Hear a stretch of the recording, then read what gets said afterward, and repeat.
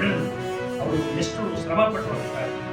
ಇವತ್ತು ಮನುಷ್ಯ ಸ್ವಾರ್ಥ ಜೀವನ, ಆದರೆ ಸಮಾಜದ ಉಳಿವಿಗೆ ಆ ವಚನಕಾರರ ಅಭಿಪ್ರಾಯಗಳು ಮುಂದಿನ ತಲೆಮಾರಿಗೆ ಉಳಿಲಿ, ಅವರ ಆಚಾರ ವಿಚಾರಗಳು ಮುಂದಿನ ತಲೆಮಾರಿನವರು ಓದಲಿ ಅಂತೇಳಿ ಅವರು ಮನೆಯನ್ನ ಮಾಡಿಕೊಂಡು ಈ ವಚನ ಸಂಗ್ರಹಕ್ಕೆ ಕೈ ಹಾಕಿ ಅವುಗಳನ್ನ ಮುದ್ರಣ ಮಾಡೋದಕ್ಕೆ ಮುದ್ರಣಾಲಯವನ್ನು ತೆರೆದು ಶ್ರಮಿಸಿದ್ರು ಅಂದರೆ ಅವರು ಎಂತಹ ಒಂದು ಶ್ರಮವನ್ನು, ಎಂತಹ ಒಂದು ತ್ಯಾಗವನ್ನು ಪಾಪು ಅಳಕಟ್ಟಿಯವರು ಮಾಡಿದ್ದಾರೆ ಅಂತಕ್ಕಂಥದ್ದು ನಮಗೆ ನಿಮಗೆಲ್ಲ ಅರ್ಥ ಆಗಬೇಕಂತಕ್ಕಂಥದ್ದಲ್ಲ.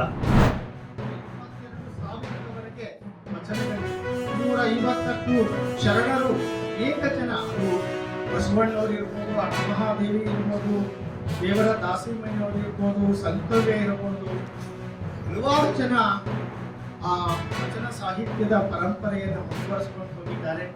22,000ಕ್ಕೂ ಹೆಚ್ಚು ವಚನಗಳನ್ನು ಸಂಗ್ರಹ ಮಾಡಿ ಇವತ್ತು ಕನ್ನಡದ ಸಾಹಿತ್ಯ ಪ್ರಪಂಚಕ್ಕೆ ನೀಡಿದಂಥವರು ಕಳಕಟ್ಟಿಯವರು ಅಂತಕ್ಕಂಥದ್ದು ನಾವೆಲ್ಲರೂ ಕೂಡ ಹೆಮ್ಮೆ ಪಡಬೇಕು.